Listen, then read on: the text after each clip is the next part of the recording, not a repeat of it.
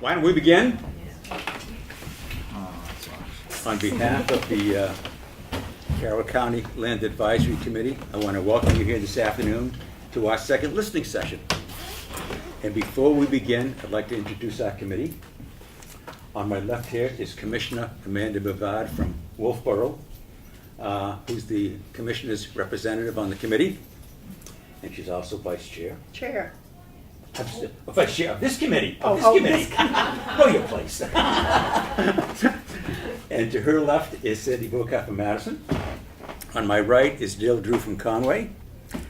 And Susan Gaudette from Wakefield. Said it wrong last time. Who's our recording secretary. And we're missing. And we're missing Mark McConkey, Representative Mark McConkey, who is the delegation's representative on the committee. Before we begin, I think it might help if I give just a little bit of history here of where we are and what we're trying to do. This is the second committee that the commissioners have created. The first one did its job and basically retired. The commission felt that we should have a second committee to continue their work, and we are. But what we did do is, recognizing a lot of the great effort on part of the first committee, we basically reaffirmed their mission statement, which I think is important. And I want to read the mission statement to you. To search for optimal uses of Carroll County's 894 acres and buildings for the benefit of Carroll County residents and taxpayers. And I think that's important to keep that in mind. We also wanted to continue looking at the land, its multiple uses and so forth, as to come up with a feasibility study. But before you do a feasibility study, you have to decide what is it we want to study. And so that brings us back one step to basically looking at a request for proposal, which they call RFP in technical terms. And this basically outlines just what it is we're looking for, what we want to have studied. And in giving that a lot of thought, the committee came to the conclusion that really it's the 47,000 residents of Carroll County who own the property that should be giving us the kind of input. What is it you want studied? Which is why we therefore are having the listening sessions. And your input becomes very, very important in helping us to define what it is we want to study. Like any meeting, we need some guidelines here to make the meeting more productive. And I'd like to take a minute just to outline those guidelines to help us move along here.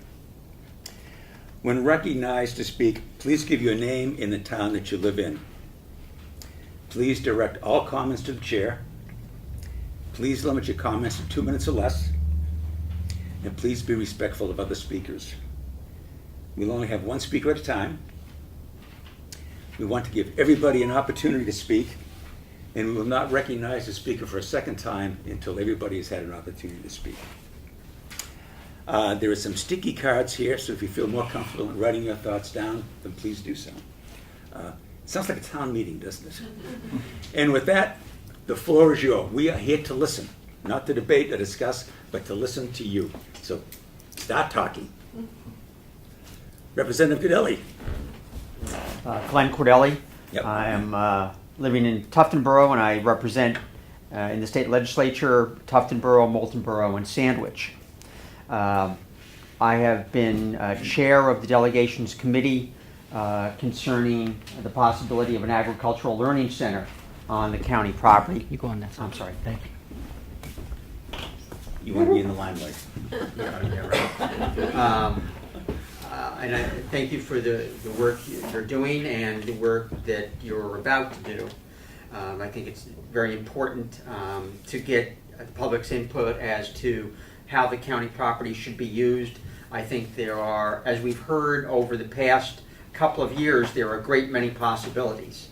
And I think I'm speaking for the delegation, and that there is no movement to sell county property that has been rumored and discussed recently even. My view of the county property is that I would like to see an agricultural learning center established on the county property. There is a rich agricultural history and heritage in Carroll County. I think it would be to everyone's benefit to establish such a learning center. and I think we are well positioned to do that. We have career and technical education centers in high schools in Wolfboro and North Conway. We have community college in Concord, NHTI, that has a certificate program in sustainable agriculture. They would hope that they will be able to expand that into an associate's degree.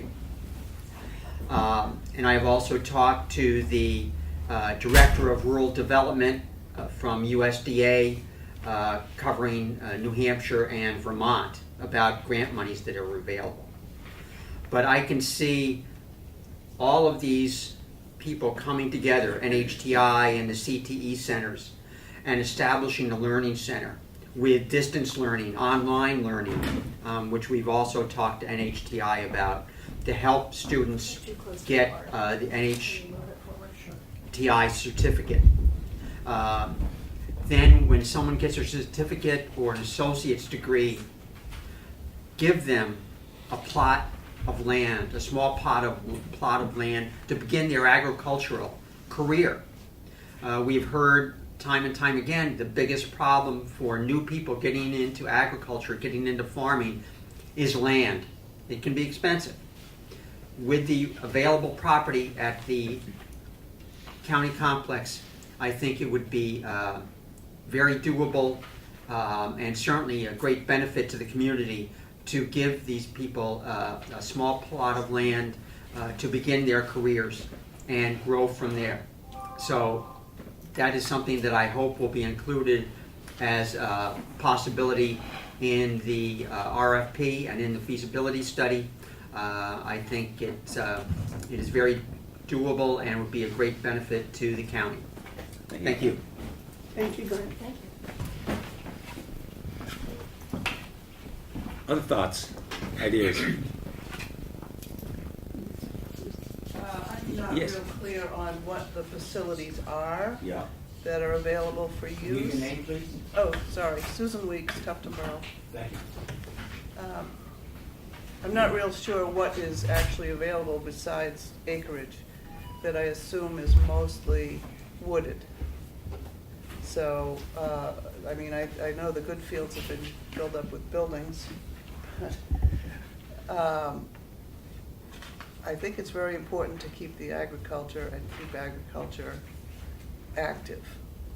It can be something fancy like the learning center that Mr. Cordelli's talking about, but it could also be a grassroots thing. You could, getting it started, you could have, community garden somewhere.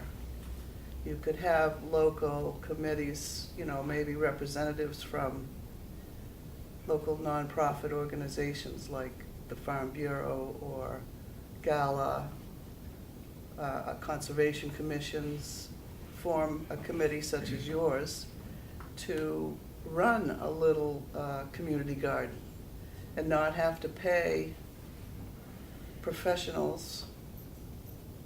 Just an idea for part of it. There's a lot of reclamation work, I think, that would have to be done to really get into giving people a plot of land to grow crops on. No, but, I think that's an excellent idea long range. There are lessons to be learned in forestry management. A lot of people could take advantage of that with the property the way it is now. Somebody that knows about forestry and forest management could conduct tours. There's all kinds of new crops that are money makers now that didn't used to be, such as different kinds of wheat for bread baking, hops for beer making, grapes for wine making. We have all these little industries, home cottage industries popping up that need these specialty products. And I think the county farm could be a great spot where you could lease a couple of acres to grow a specialized crop. And that we should really look into all kinds of different ideas like that and ways to use it. Other? Peter? Peter Pohl from Sandwich. In order to ensure that this extensive acreage remain undeveloped in perpetuity, I would urge the committee to recommend or explore the concept of the placement of a conservation easement on the entire tract of land. And that would do two things. It would protect it from ever being developed, so it would remain in productive forest and farmland.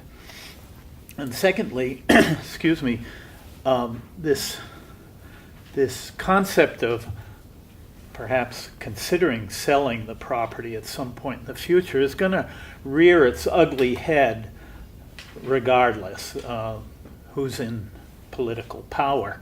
And certainly that suggestion will be presented at some point in the future. And in order to ensure that it remains undeveloped, the conservation easement concept is the one sure way of protecting it. It is a way that the county can generate revenue because you can be compensated for giving up the development rights on the property. There are 3 significant expenses connected with a conservation easement. One, you have to have a very detailed survey of the property describing it in great detail. You have to have, if you want to be compensated for giving up the development rights, you have to have an appraisal, and that's expensive. And the organization that holds the easement and monitors what the landowner is doing with the property has to receive a stewardship fund because they're taking on in perpetuity the responsibility of an annual inspection of that property to make sure that that the terms of the easement are being met by the landowner.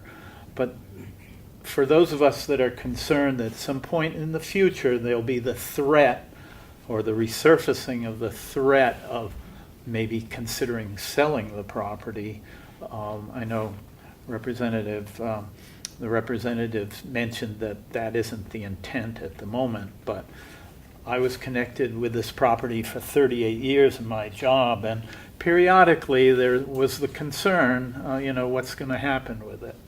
And so I would urge the group to consider recommending the placement of a conservation easement on the land. Question for you, Peter. You had mentioned that there might be costs incurred in. Yeah, there are 3 significant Yes. costs. Would those be annual costs or just one-time They're costs? one time, Okay. the survey expense, the appraisal, Okay. and the stewardship fund. Okay. But those would be significant, but the way the value of the easement is determined is that the appraisal is done as if the land were developed. Okay. And then the land is appraised with the restrictions placed upon it. And the difference between those two values represents the development rights that the landowner is giving up. And that's what the owner is. There are funds that would compensate the county, in this case, since they're the owner, for giving up the future development possibilities of that property. But that's the only sure way that we can guarantee 100 years from now that property won't be carved up into house lots, and it's very productive forest and farmland. It's been managed intensively since the late 40s and 50s. There have been numerous timber sales. The property has been used for agricultural demonstrations and forestry tours, and it's just that, the high cost of running a county, you cannot expect that land to generate the revenue on an annual basis to cover all the costs associated with running a farm. But the easement route is the only way to permanently protect it. Thank you, Peter. Yes, sir. I'll be Joe Comeau in Montmore. I'll play the fly in the ointment regime. I think out of the 10 counties, there's still only 2 counties that have a farm, Carroll County and Grafton County. And judging by the information that are on their websites, for instance, the Carroll County website says there's 894 acres here in Carroll County, and I'm quoting verbatim, about 120 acres or hay fields and what have you. That would leave about 774 forest land. And I would probably challenge that because some of that, I suspect, or maybe I'm totally wrong, but out of the close to 900 acres we keep hearing bantered about, the website says it's 894. How much of that is actually the nursing home? How much is the correction center and what have you? And what's the actual forest land versus the 120 acres that are being done for the hayfield? For instance, the only other county that has a farm, Grafton County, on their website shows 757.7 total acreage.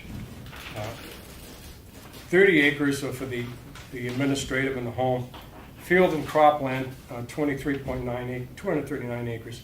The bottom line is out of the 757.7, once you take out the 30 acres, the 20 acres, and the 34 that are not really farmland, there's 65.7.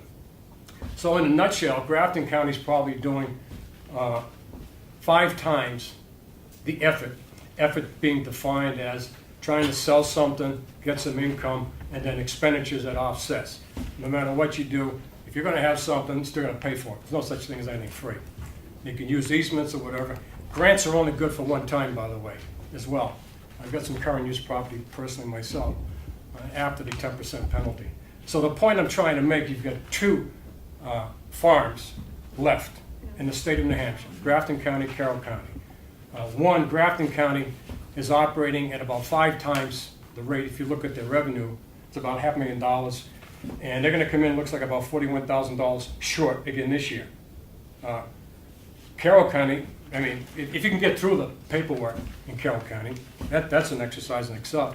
And those of you that may want to go in, you'll want to also take a look at, for some reason, the farmland expenditures were married into the DPW. So if you were to go in right now, and some folks there at the table might be able to confirm that. I'm sorry, the Department of Public Works, which is a facet of the, it's one of the departments of the, I'm going to use the term Carroll County. That's 16% of Molten Bro's expenses, by the way, for the 8.74% of our tax rate. And that's why I'm here. I do support a farm, don't get me wrong. I'm only suggesting there's nothing free. So I think the reason we're here today is try to find ways on how to support not only the farm, I'll go a little bit further, and support the county activity.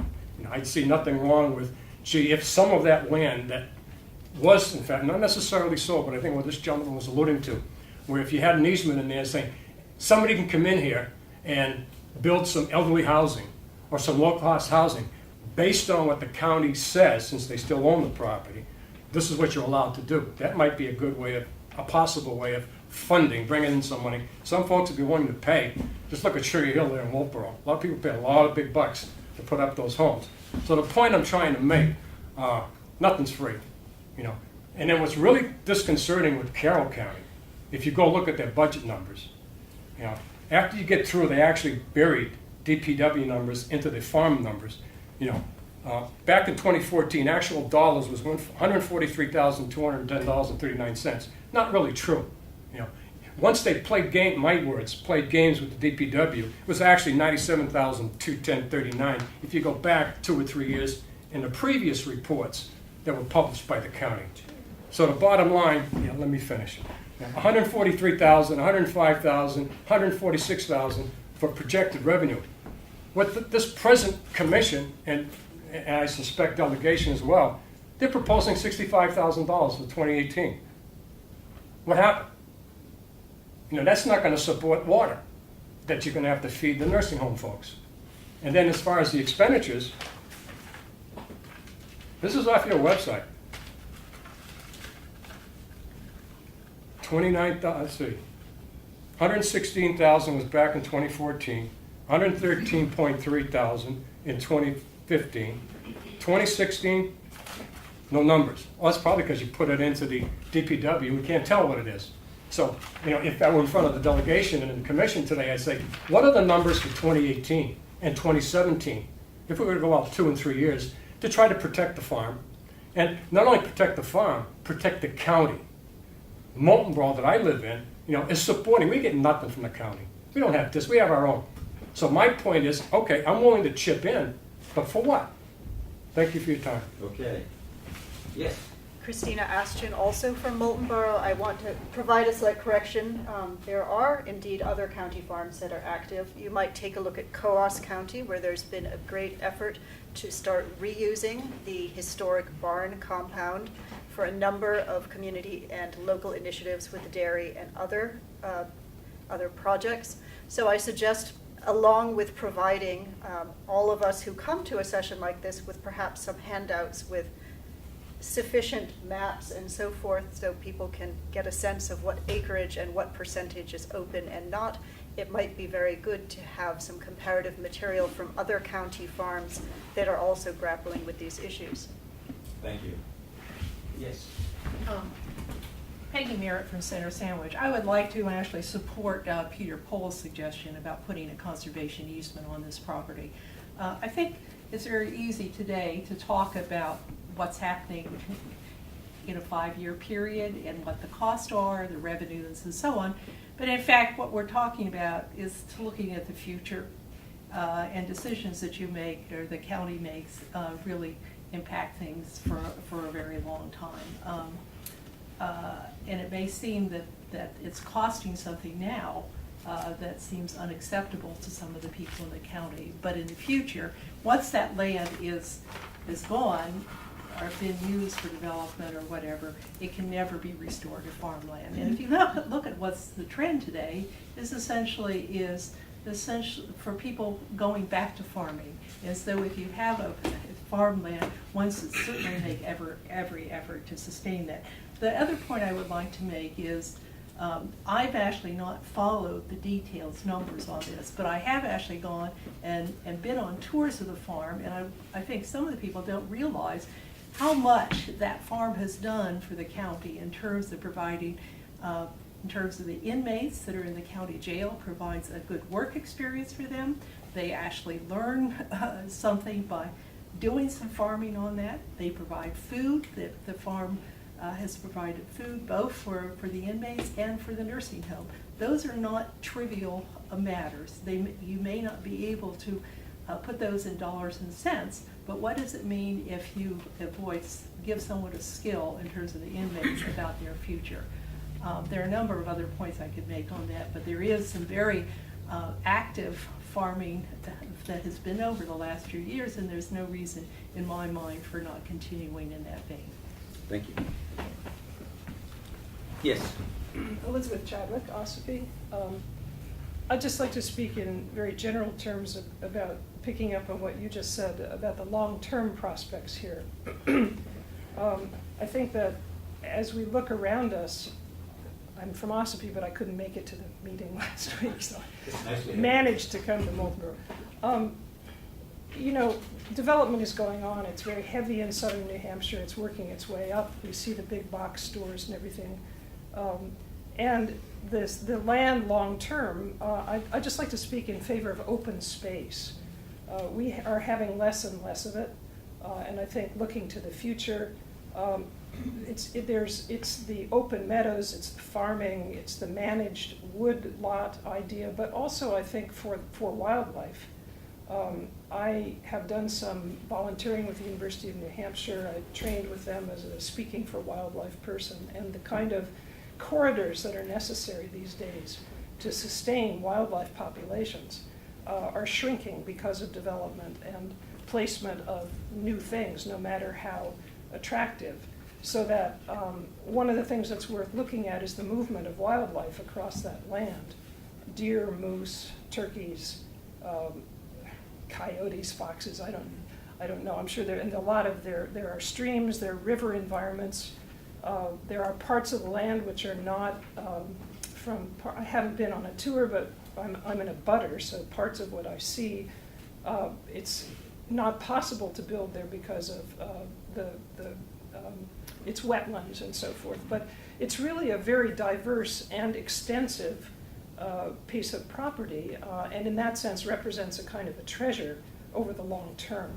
As development increasingly comes, as it will, and the economic opportunities that come with development, it's very hard to put a price long term. It's possible to think about a yearly cost, but the long term advantage for the county could be extremely great to have this. And then you're talking about You're talking about open space, you're talking about recreation, trails, skiing, whatever, and you're also talking about education. And I also would support any kind of educational effort, whether it's carried out by the extension, by other groups, by school groups, by local nonprofits, so forth. Thank you very much. Yeah. Yes, go ahead. Diane MacArthur, Molten Borough. I'd like to echo what the last speaker said.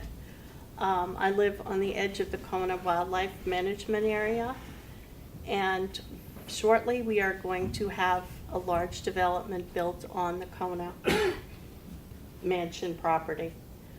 I think we're going to lose a lot of our wildlife corridor when that is developed.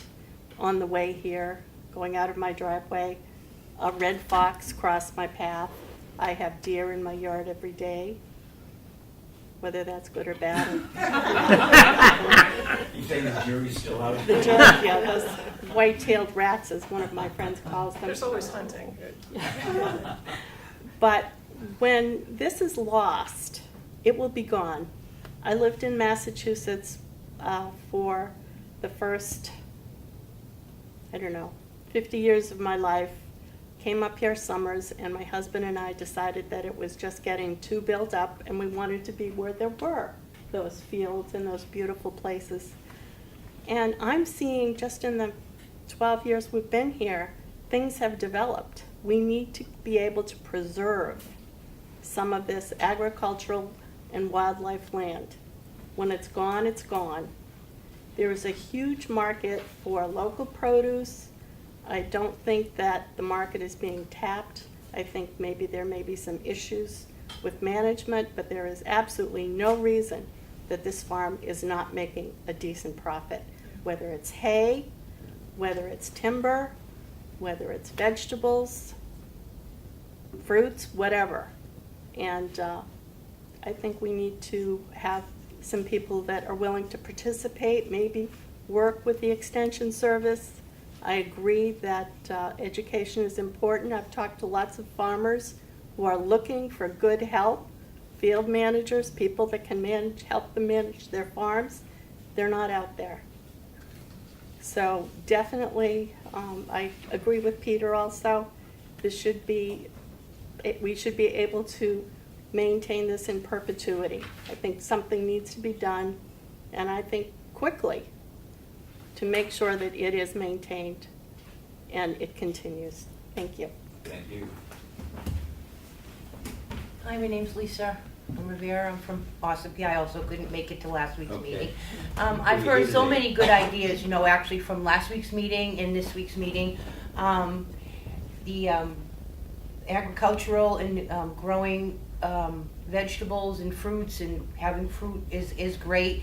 I think I've heard some concerns from people I've talked with. I work in Freedom, and I've been talking about a little bit with people in Freedom. Would that hurt if we were having a bunch of people have lots of land up there with farms? Would it hurt our local small farmers now? I'm in agreement that we do need some education for young people, or for people to learn farming. My other thought that we were talking about was, could we bring farm animals up there, cows and pigs and chickens, and could we raise those, and then maybe we could feed the nursing home and the prisoners with that? Would that help defer some costs? I don't know what all the figures are, but I certainly could do some research on that to see what it costs. I don't have that information with me, but that I don't think that I think for the future we're talking about this is, we do need some kind of educational property up there, to be there, some people that know what they're doing. I would hope that there would be a big interest in that. I know so many people now that are farming, and they're doing it with their young little kids, themselves, their husbands, and it's a lot of work. So, I think I've just been thinking and talking with people about, I don't know what it costs to feed up, the prisoners in the nursing home, but to provide sustainable food for them, to be able to help feed them, would maybe certainly take some money out of our costs to the county, and maybe we could diversify that out into other things, but slowly, you know, everything isn't going to happen at once. So that's what I was thinking. Thank you. Thanks. Thank you.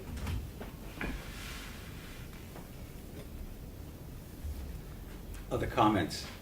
My second round. Oh, okay.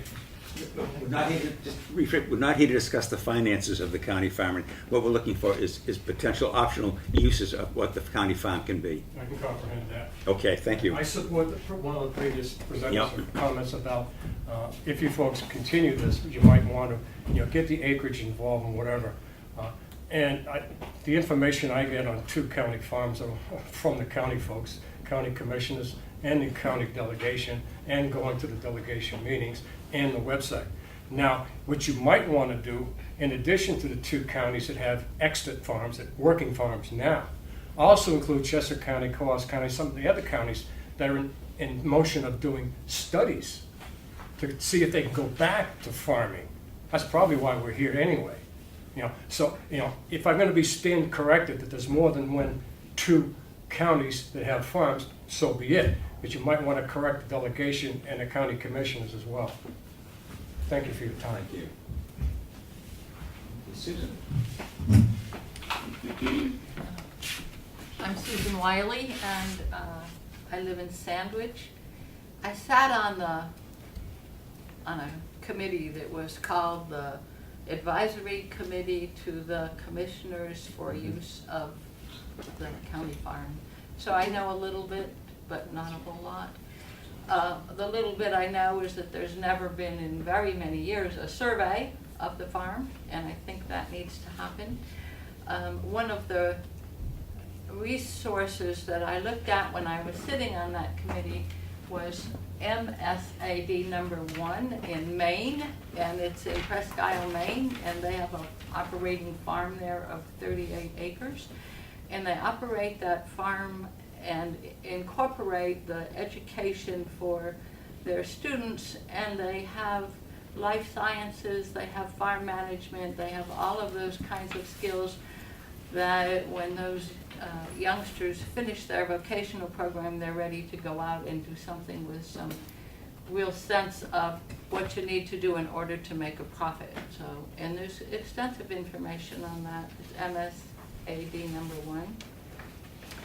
And at one point, and I'll just quickly read this list and then I'll leave it with you, but at one point, and there is a binder in the county administrative office that's about 2 inches thick of some of the work that we did, including looking at numbers for profit. But establish a garden for those folks who receive SNAP or food stamp benefits, retrofit the old nursing home for a greenhouse or hydroponics, use waste wood to make shingles and crates and fencing using portable sawmills on the property, grow more hay on the property, and work cooperatively with nearby property owners who might like to have their fields hay.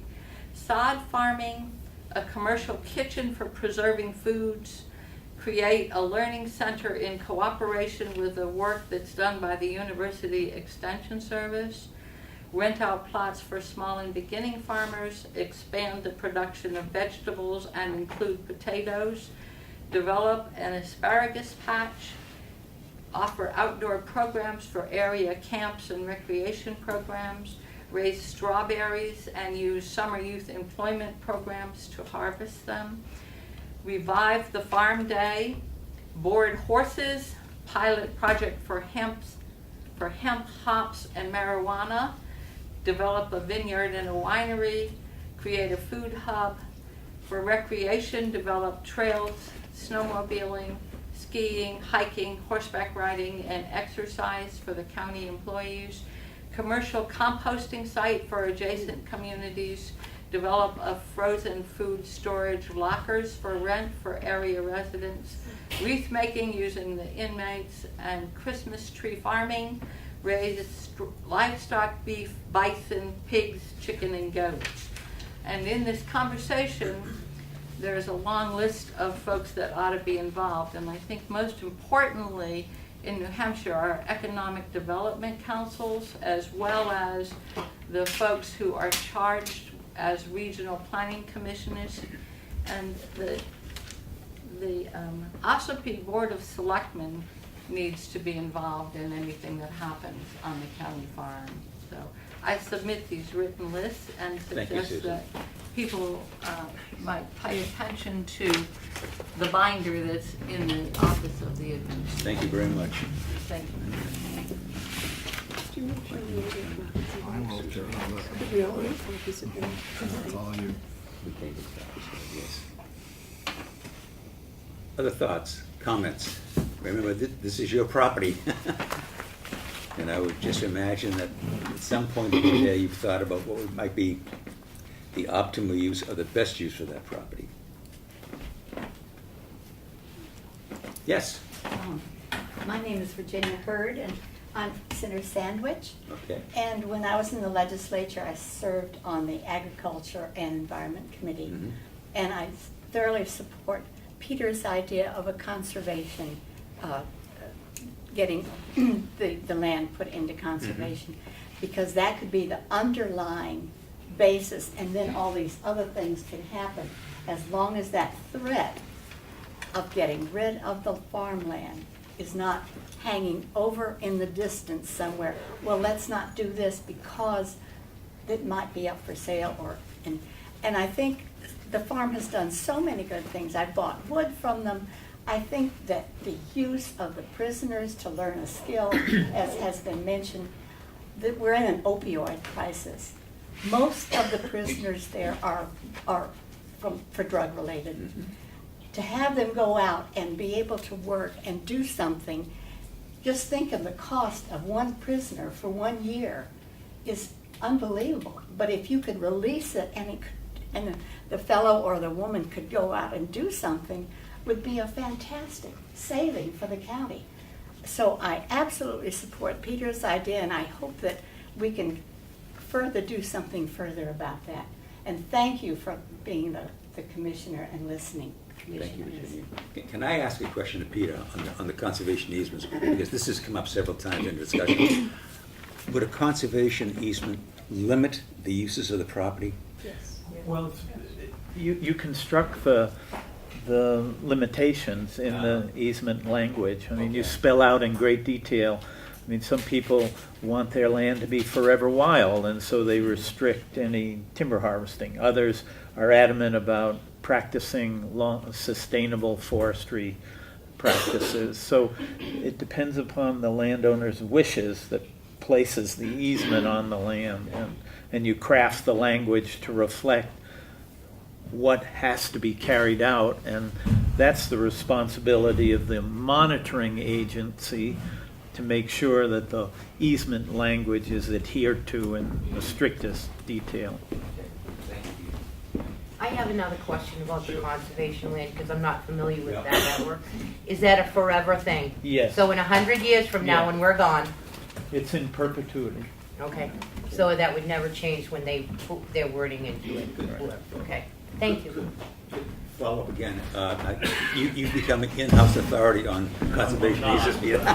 If somebody else has more information, please jump in. But while the easement is in perpetuity, could, as needs and so forth change, could the uses change as well within that to reflect the fact that the world is changing around us? Only as long as the changes reflect the original intent of the easement, which is the long-term protection of the land. I mean, some modifications are permitted. You have to go through a process. I'm sorry.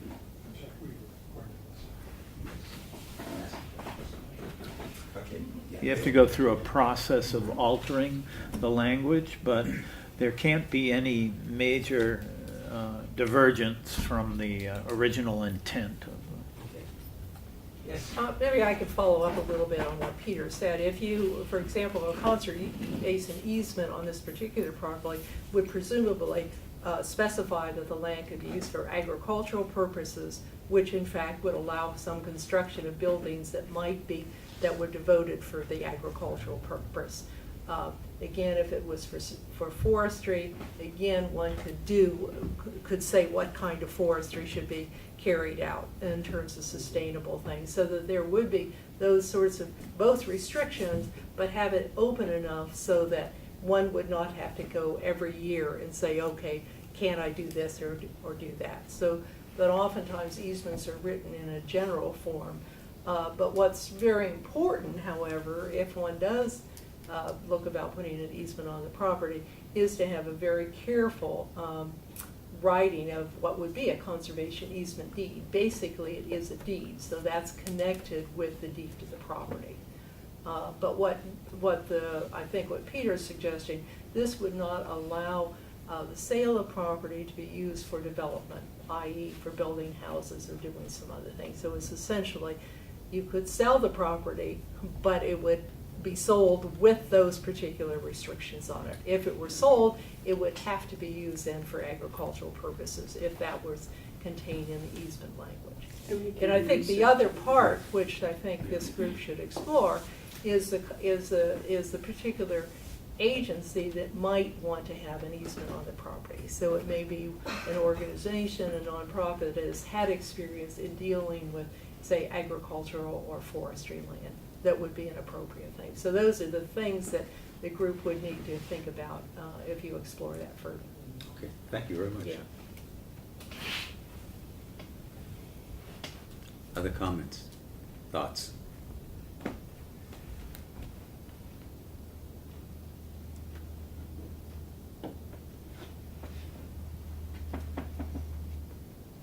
Not everybody has spoken, and I used to be a school teacher. If I threaten to go chair by chair, you're all here because you have some thoughts. Please, we want you to share them. And I can go, this one did, this one did, this one did, this one did. Ooh. I won't do that. And we have index cards if you'd rather write your thoughts down rather than be on camera. Yes. You can feel free to do Okay, that. Yes, go ahead. I've been moved to speak. The floor is yours. No, my name's Blair Newcomb, I'm from Sandwich, and I have two unrelated thoughts. The first one is piggybacking on a couple things that other people have said. I do think it's really important that we keep the correctional facility in the, at the table. And it seems to me to be a very important part of what the farm does, is to provide the kind of work that helps people to either establish or reestablish their dignity and self-worth and all those sorts of things. I took a look at the mission statement of the Carroll County Department of Corrections, and part of it says, here I'm quoting, to offer an environment that promotes and fosters personal growth and models pro-social behavior. And it seems to me the farm is very important for that. A completely unrelated thought is, it's never been clear to me exactly what Musterfield Farm is. It's in Sutton, and I think it has some connection to the state perhaps, but they do a lot of very cool stuff there. They have a farm, they sell produce, but the most important point I'd like to share is that they have very successful harvest days for a couple days in the fall, and they get a lot of people coming in there, a lot of kids, a lot of and I think they make some money from it. So just something to look into, Musterfield Farm in Sutton. Thank you. Thank you, Blair. Thank you very much.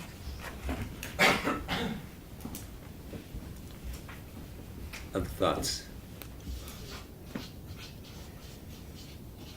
We're talking about almost 900 acres of land here.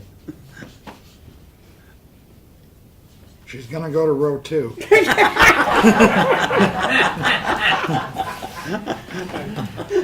Yes. I'll speak on Nancy Starver from Sampson. I just would say that I support the conservation easement proposal as a first basic starting place, because I agree with what Virginia said. To decide anything else before you decide that means that it's short term. It has to be considered to be short term, because eventually this question of development will come up. There won't be enough money in the county, things will change, that will come up again. The conservation easement just seems to me to be a basic starting place, so that a group like this isn't back 10 years from now asking the same kinds of questions. It frames the decision-making in a really important way, I think. Thank you.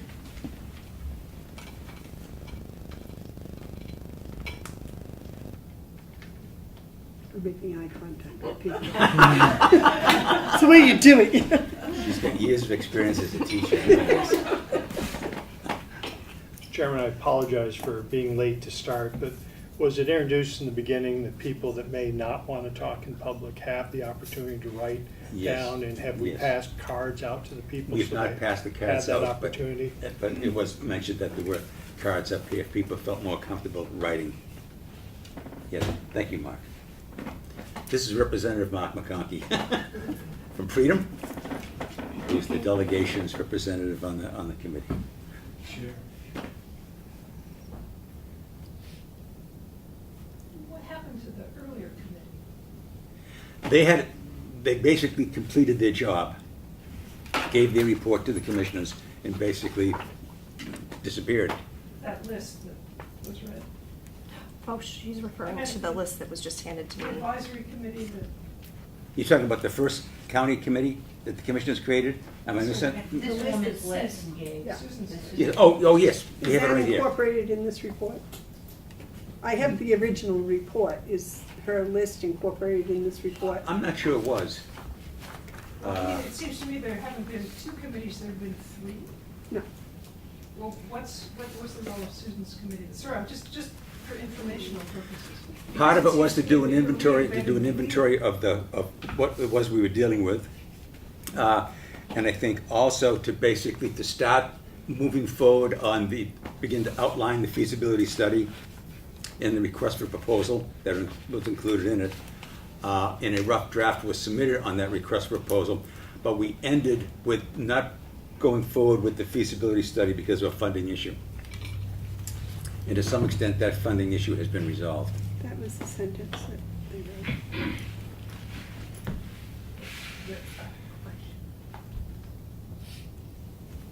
The one I underlined was, Yeah. but it's in there. So. It was more of a financial. Yes, it was more financial than anything else, to try to get a financial sense of it. As Representative Cardelli said, and I think as Peter has said, there was a question about the finances in the numbers that were arrived at. And so the first committee basically was trying to clarify that to some extent. Okay, and then the advisory committee, what was its role? Susan? That was it. I'm sorry, I didn't hear.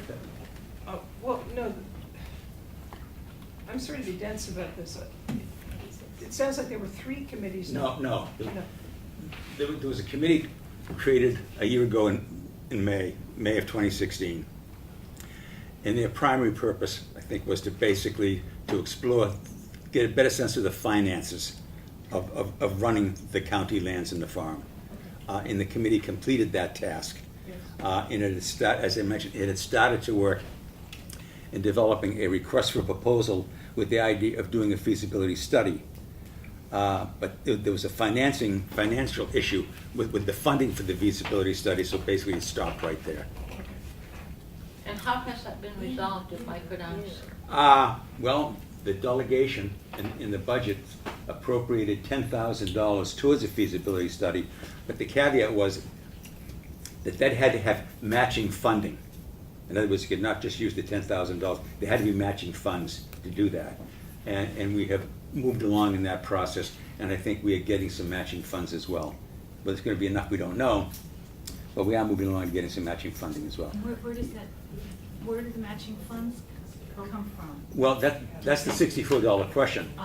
We have to go out there and basically search for those matching funds through either nonprofits, federal agencies like the USDA, and maybe others that basically would appropriate funds for this. But what we have to understand is that's a very competitive situation. You have to submit an application, it has to be approved, and they have a life cycle all their own. I mean, like USDA, their fiscal year starts October 1st. It might not be till next spring and next summer before this cycle we could even begin to make that application. But we do this first. Yes. This comes yes, first. This is why we're This here is today. first. Step one is to is to complete the request for proposal, to decide just what is it that we really want to study, and then That's why we're here. put that together, What do you want then us to submit a do? feasibility study. Yes, ma'am. Well, I'm a little bit puzzled then of saying that you want to move to have an RFP, a request for proposals, but I'm unclear on what it exactly the proposal would be. You know, what are you going to ask for in the proposal? That's why you're here. That's So why we're here. we're suggesting. You tell us. The You tell us. idea, but are you going to have a request that would list all these things that people want? Or are you going to then look at the things that people have suggested and say, this is what we think that the majority want? And how, at what point will that happen? Well, what we're finding is this is, as I mentioned, this is our second session. Last week we had one on OSFI. And what we're finding is that there's a duplication, may not be the right word, but we're finding many of the comments made here today were made in OSFI last week. So there's a continuity. So as we begin to put together the request for proposal, basically we'll be able to highlight some of the things that the feedback, the input has been to us, that these are areas that we might want to consider to study.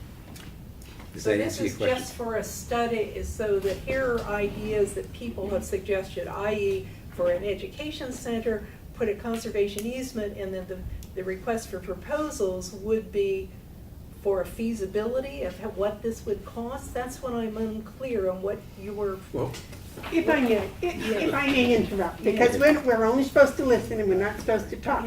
But unfortunately, you know, I've got one of these things that, yes.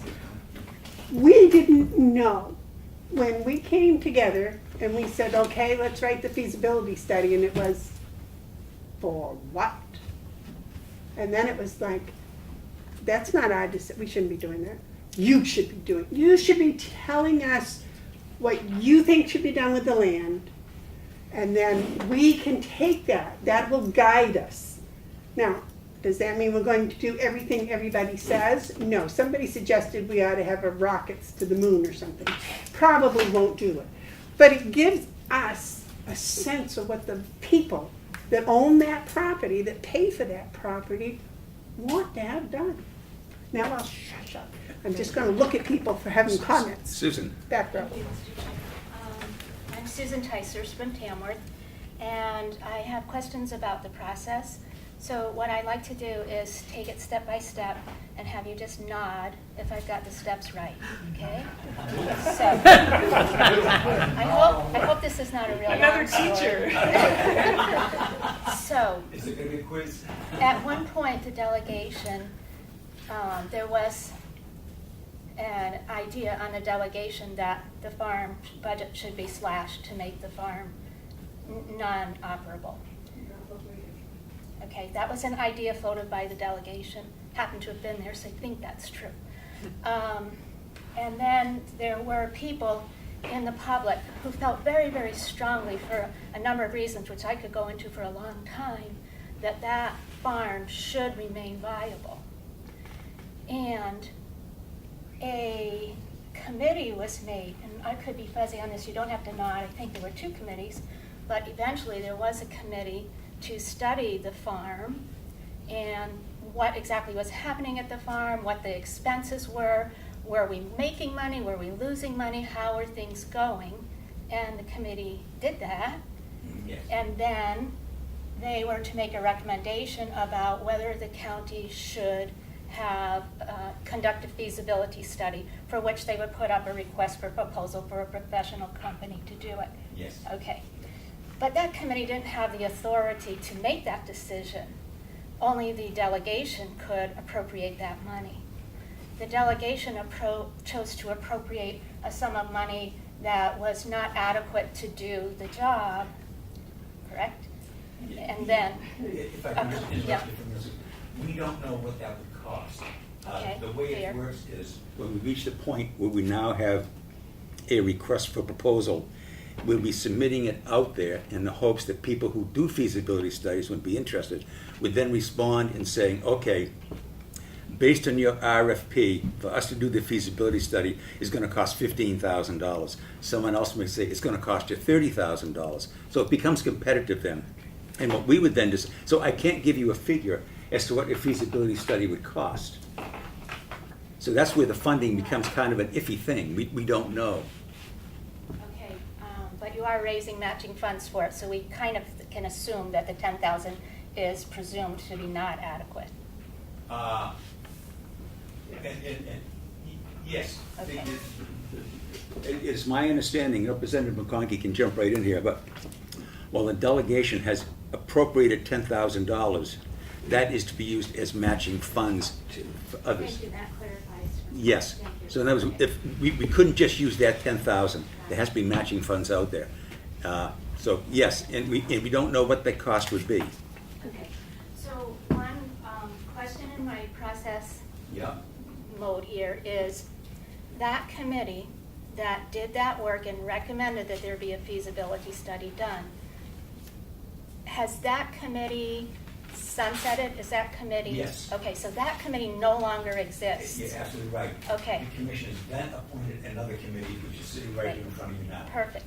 And now, from the publicity that I read about these listening sessions, I took it that the purpose of this committee was to explore different ways that the property could be used. Yes. So farming was only one option, that you were also to look at, you know, development, just plain selling it off, I mean, all kinds of things. Is that correct?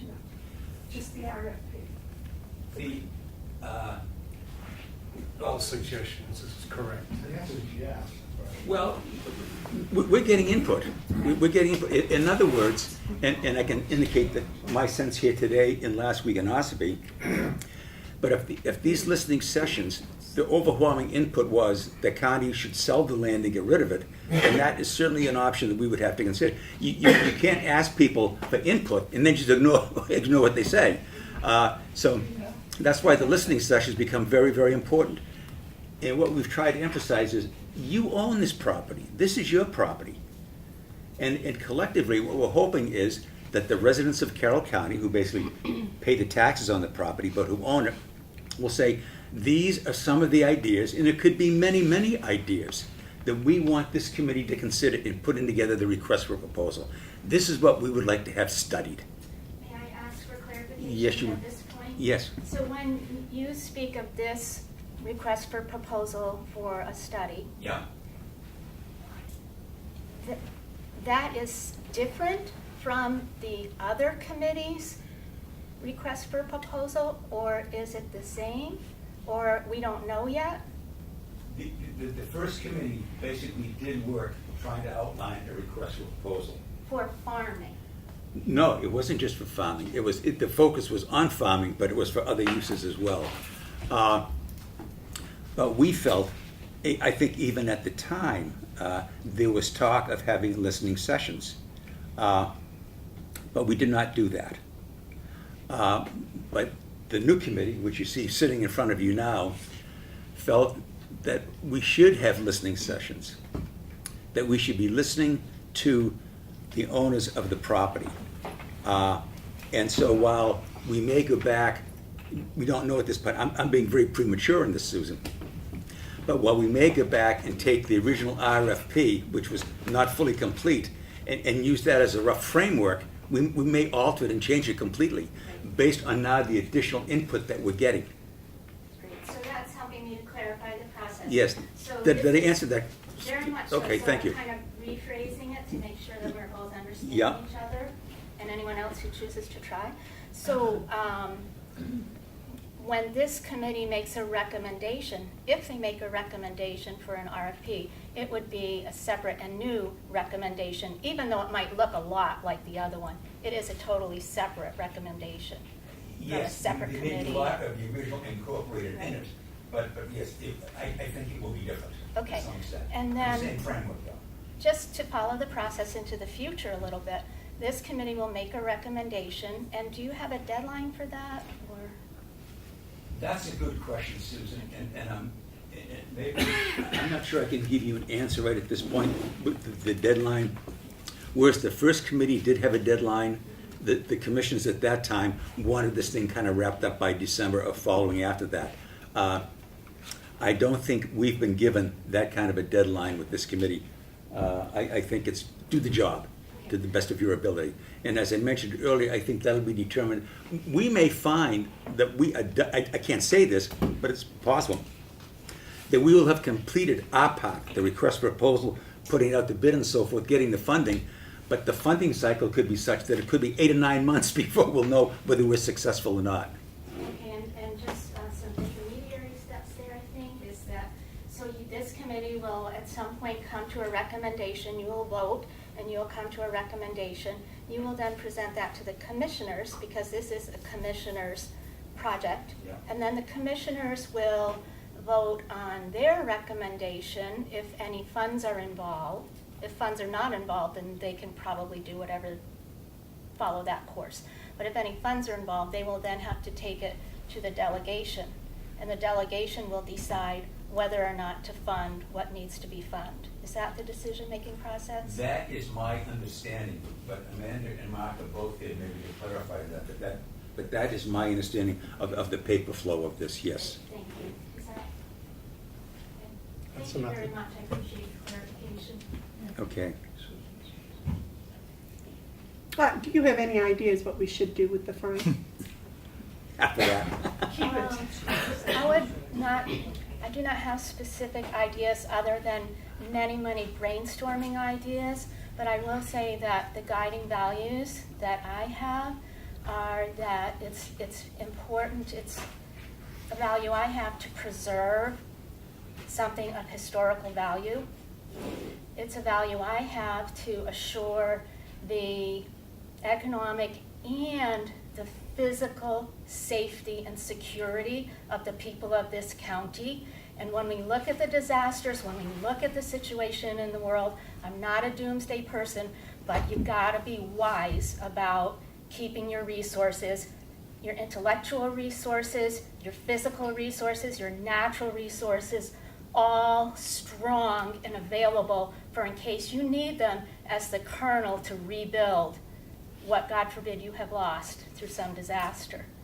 I will also say that I feel my value is that, as has been mentioned, this land belongs to the people. And to sell a valuable asset that belongs to the people for short-term gain is very short-sighted.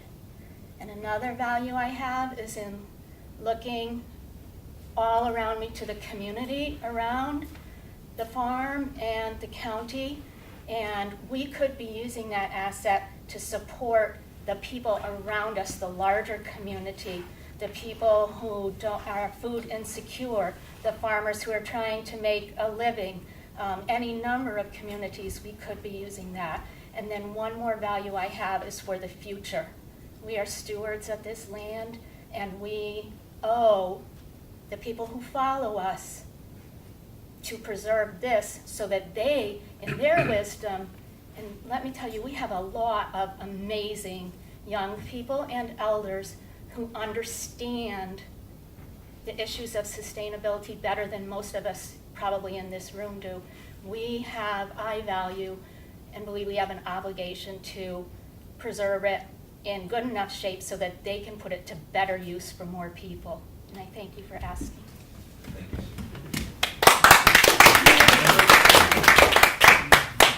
Yes, I just have a sort of practical question.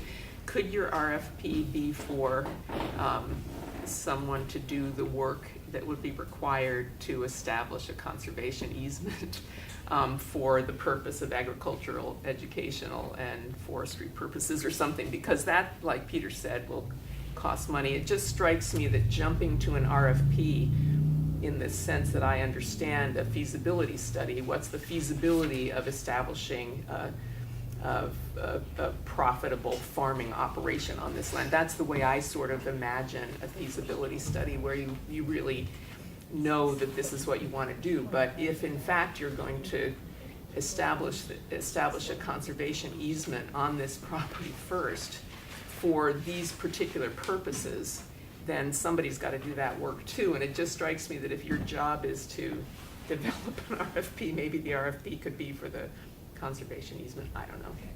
What was the, I'm sorry, what was the third? Agricultural, educational, and? Forestry or recreational or, you know, whatever. The idea is that The list. the list that, you know, the categories that these seem to fall into that she's been writing up on the board.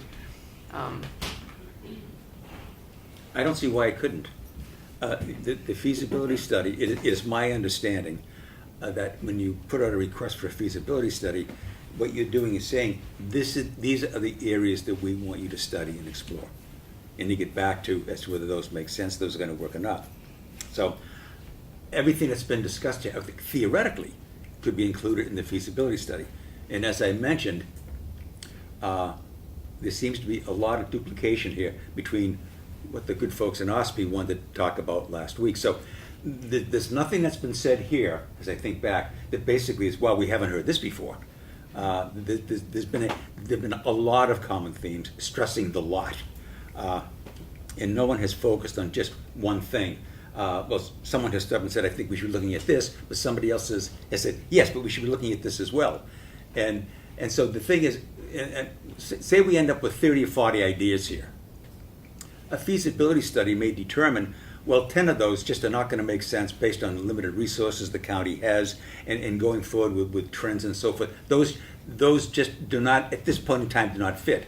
But there are 5 here that really look very interesting, and this is where we feel you should focus. So, I mean, I'm professing right now my ignorance in a lot of this, which is why I am turning, I think some of the committee, we need people with far more professional background that can explore this at a depth that we can't do it and say, okay, this is what we think should happen. Yes? Again, it's partly the process here is that presumably the feasibility study would reveal the cost then of the possible projects that you've included. So they may be things that right now the delegation would say, well, we couldn't possibly afford to do that. But at least you would know what those things would cost. For example, the cost of doing the things that would be needed for a conservation easement to be placed on that are not going to be covered by $20,000. I mean, that simply would not cake. But the feasibility study would tell you how much these things might cost. Am I correct on that?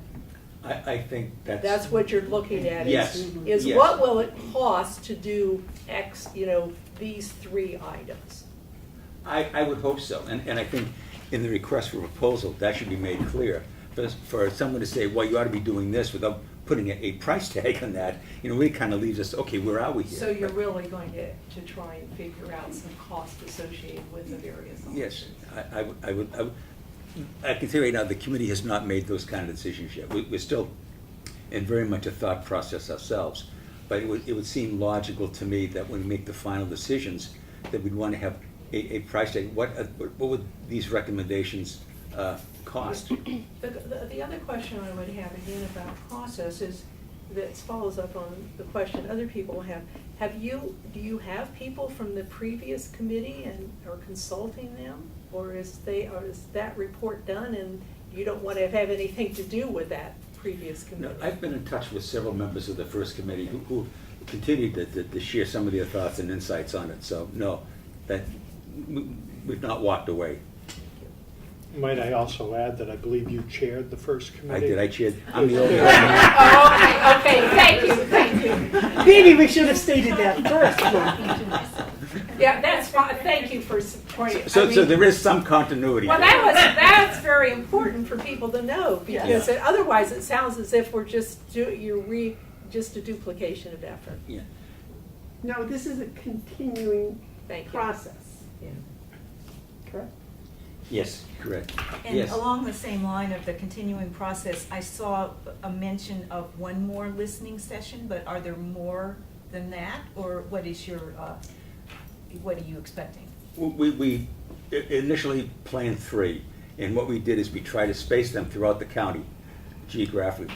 We're in Ossipee, today we're in Moultonboro, and the 3rd one next Thursday is going to be in North Conway. So we tried to geographically place them to get as much input as we could. Thank you.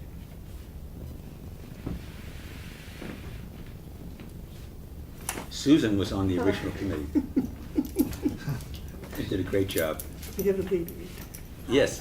My name is Karen McCall, and I'm going to say I'm from Center Sandwich. To be perfectly honest, we have a contract on land in Center Sandwich. So do I have status to speak or not? I hope I'm going to be your neighbor.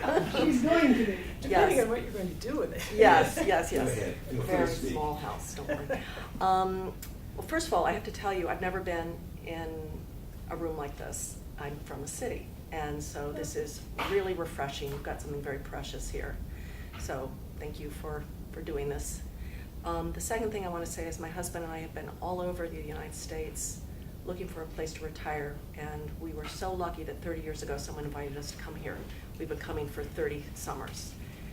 I have never, ever felt the way I do about land than the way it is up here. And as my husband and I say, this is the one place we feel we become better people.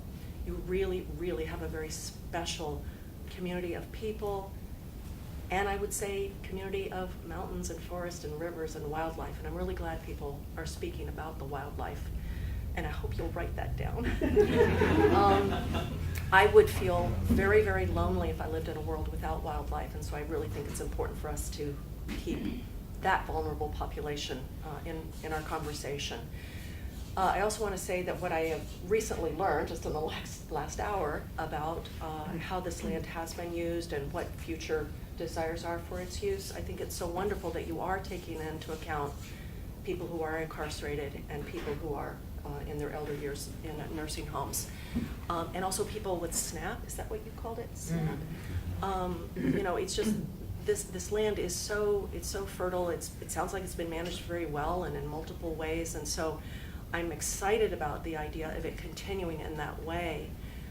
I would agree with what many people have said here about a conservation easement is really necessary as a first step, and then further conversation can happen. But you really have a very precious resource up here. I also want to, and so part of the reason that we love this area so much is that there is open space, and it does feel so alive, and it feels like a very spiritual place for me because of that aliveness. The last thing I want to say is that my husband and I happen to know a lot of people that work on climate change, and I don't really know what your interpretation of what I'm about to say is they say in studying the continental United States that in about 30 years, the place that will have the best weather will be New Hampshire.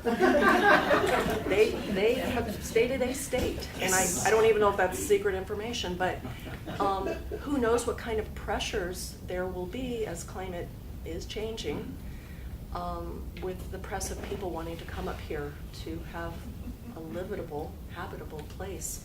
So I for all these reasons, I just think you've got a very, and I say you, it's now we, and I feel so lucky. We have a very, very special area. We have a really special opportunity to even be talking about this kind of acreage. So anyway, thank you. Thank you. Thank you. Yes, sir. I'm Jack Starmer from Center Sandwich, and I don't have anything new to offer to what you heard last week or what you've heard today, except but I will lend my voice of support to what's been said in terms of conservation easement as a desirable outcome, as well as something was said earlier in terms of the encouraging young people interested in going into farming an opportunity to learn the skill and to even have some acreage that, while there wasn't a term set on it, I was just sort of imagining, okay, you say to someone who's trying to get into farming, here's a lot of land for you for 5 years, and this will give you a chance to develop an economic base for yourself so you can purchase your own land and begin to move from that, and then this becomes sort of a resource for somebody else. But I think anything that we can do to encourage and to enable young people to be able to pursue farming and agriculture, I think we should be doing. Thank you. Yes. Just a curiosity question, Joe Comeau, Moulton again. Once the studies and what have you get accomplished, there's still an approval process.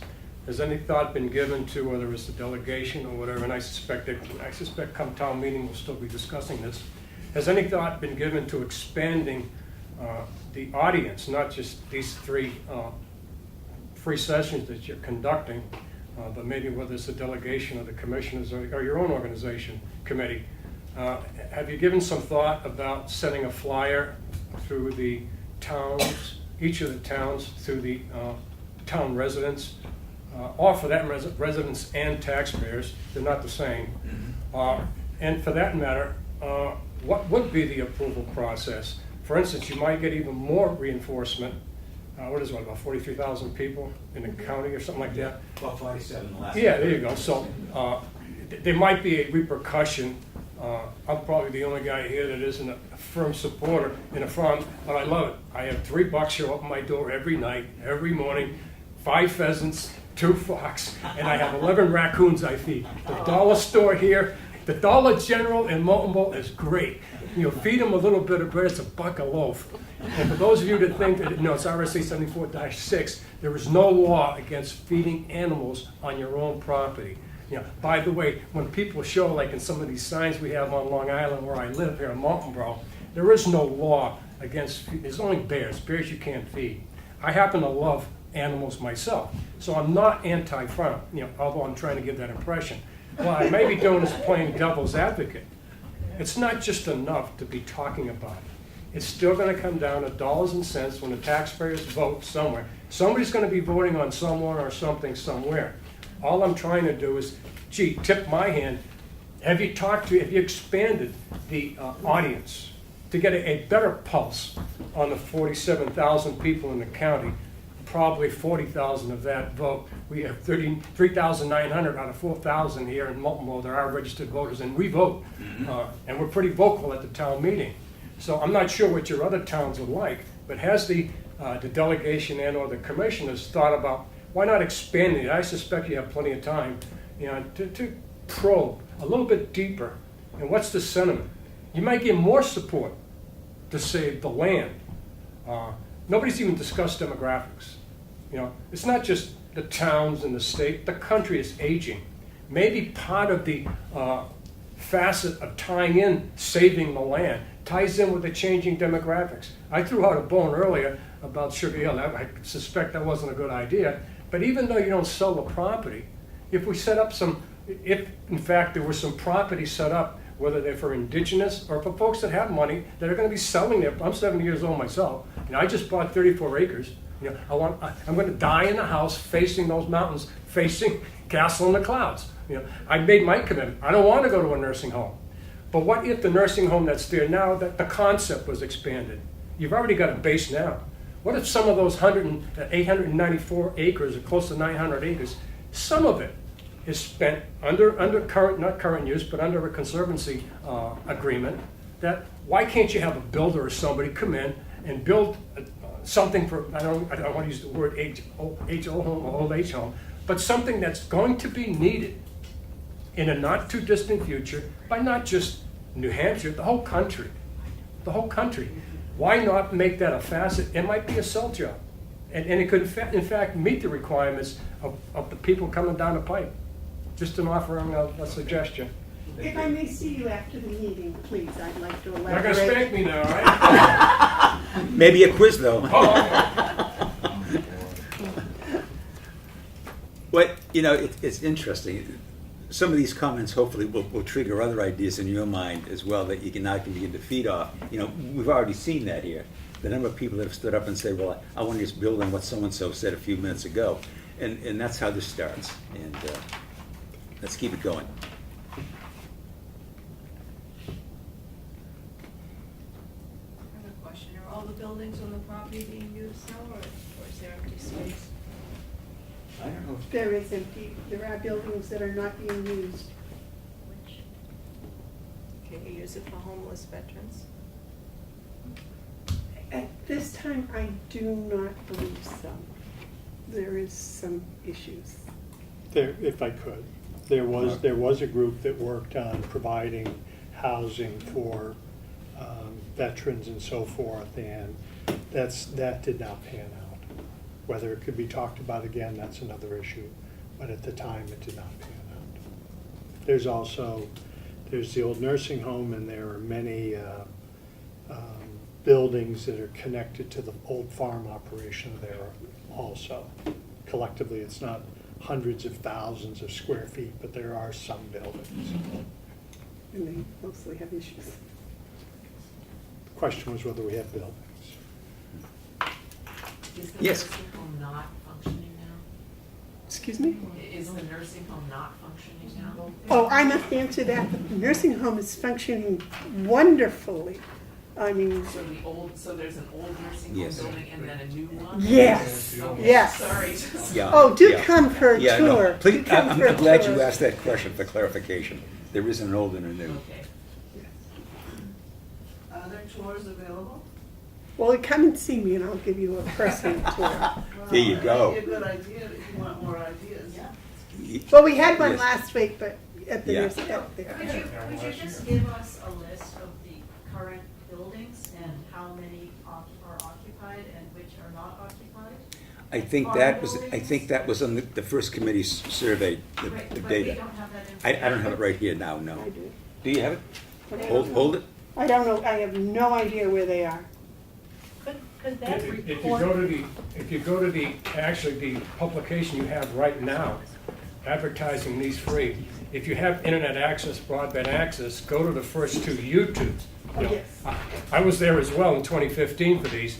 You have two YouTubes that will actually show you, it's as though you were there. Even though you don't have to read about it, you could actually view what a lot of us saw and brought up these questions. You will see the parts of the correction center, the blueberries and the hay farms, and you'll see the old farm, the old nursing home sitting obsolete, and you'll see the new one, beautiful property.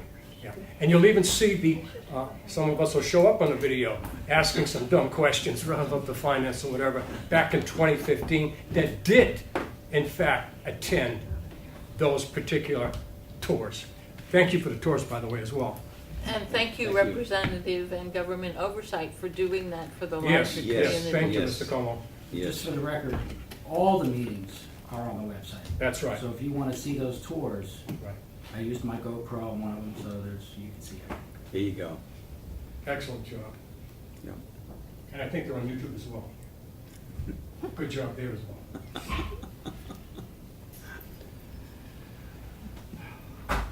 No, but you've raised a good question, though, and that is, how do we broaden the audience and the participation? And, More support. yeah.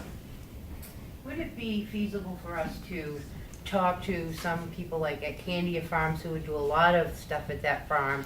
And I think that's privately owned anyway, but they do agriculture there, they do community, you buy a membership there to harvest at the end of the year of some sort. It's just another way of doing revenue, getting revenue into, and they also do beef, and they do chickens, and they do, and it's a community thing, and it's more than just our community. You can go and visit there with your family, and there's all kinds of different things there. But also the Science and Nature Center, there's a lot of things, and Candia Farm sits on 200 acres. We're talking about a lot more acreage than that. So, again, if there could be a combined thing there, I just think not to put buildings or houses, or I'm totally against clearing that land for houses, buildings. Don't take the land away. It is a good resource for us, and I think we should also protect it. Grafton County, I think, their primary produce market that's bringing in dollars, I think it's the piglets. Some of us that have studied it.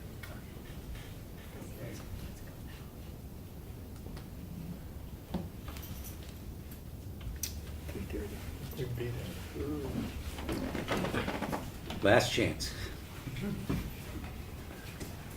I want to thank you all very much for your input, your ideas, your questions. That's how we all learn. As I've said at the outset, and must say again, is our intent here is to listen. And to as much as possible, refrain from getting involved into this discussion. And that's kind of mixed as well. But we're here to listen. This is basically a one-way conversation. But we also do have some answers, and as Susan had pointed out and asked a lot of questions, we appreciate that, Susan. because I think it's important you have a better understanding of just what the framework is in all of this. And that gets back again to a question of the information that's available. How do we disseminate that information and get it out there? And that's a good question, and I'm not sure that we at this point really have an answer for that. But certainly the better informed you are, the better the discussion is going to be. I think relying on the local newspaper is not always the best way. Sometimes it's very hard to decipher accounts of what's happening. Ed, would you like to That's- tell them yeah. about the website? Correct. That's why I videotape everything. No, I know Keeps that, but everybody- it's, But you also Yeah. have a Facebook page, right? yeah, but not everybody's on the internet, not everybody processes information the same way. Yeah. There were mentions here of handouts, and I think, I'm not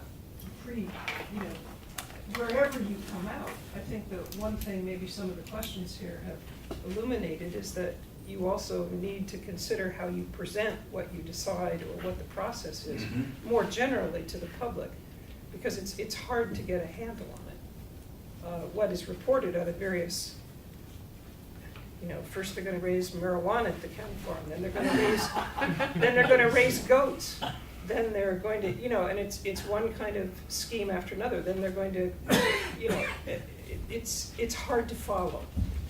I didn't hear the one about marijuana. Oh, yes, you do. We're listening. That would bring in a lot of them. We're listening. It's on you can see it on the video. Susan mentioned that as one of the uses. Might I just ask? Yes, Susan, go. The final report that came from the Farm Study Committee went to every representative, and it is available for people to look at in the administration office. And might it be put on the website so that people could download it if they wished? Yeah, so it's a PDF, so many of us will not go over there to read it. Why not have Yes. it available electronically? Or a copy in each town hall. Is it on the county website? Freedom checking right now. Sandwich. Ed is checking to see if it's So on the that county one website. could go and read it at the town hall. Or So, the library. Yeah. Library, post office, town hall. If it's not, it would be easy to put on. Okay, all right. What is the Facebook web page that you have? I just changed the name. It was Carroll County Land Advisory Committee. Okay. Facebook. Could you repeat that? Carroll County Give me a minute so I Lands. can make sure I'm telling you the correct Okay. word. Hard copy town halls, libraries. I can try to do that. Its Facebook is Carroll County Land Advisory Committee. Thank you. And all these meetings are posted there also. So you can go back 4 to 8 years. Is the report on there, Ben?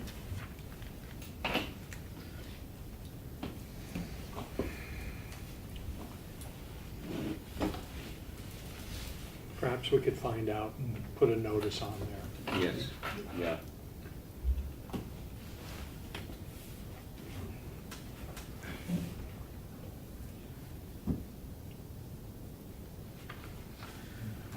Farm committee minutes. I don't see the actual report. Okay. The older report. Did I understand you to say, though, that we could get them on there? Oh, yeah, sure. Okay, all right. Let's take a look at that, see if we can't get them on there so we Number can read 16. You're the only one that hasn't given an idea. I'm Beatrice Bain. Okay. Wait just a minute, gentlemen, we have one Yes. more comment. Yes, Yes, Beatrice? Beatrice with an L. Leatrice with an L. Okay, Bain, B-A-N-E. okay. And your comment? So No. she didn't. No. Oh, I just had a question. Okay. Okay. She's the only person that didn't. Well, that would be her right not to No, say that's anything true, either. that's true, that's true. I just wanted to give her Madam that Chair. chance because I had evil-eyed everybody else, so I wanted to, didn't want to. That's what a listening session is all object to about, her. yes. Are we closing? Yes, if there are no other comments, again, I want to, on behalf of the committee, I want to thank you all very much for coming, giving up a beautiful afternoon weather-wise. And if you have any other thoughts or ideas, don't hesitate to contact us. Can I give out your email address, Susan? Sure. Okay, why don't you give me your email address? Susan, S-U-S-A-N, the number 1, NHFM@gmail.com. So if you have any other thoughts, comments, suggestions, or ideas, don't hesitate to contact Susan. Or, there are some cards up here. If you want to write them down, you can do that as well. Mr. Chairman, make sure you ask email addresses. Sign up. Yeah, there's 5 people Yeah. that came in after I had everyone else sign up. If you could, on the way out, just name, address, email address. Okay. Again, thank you all very much for coming. Thank you.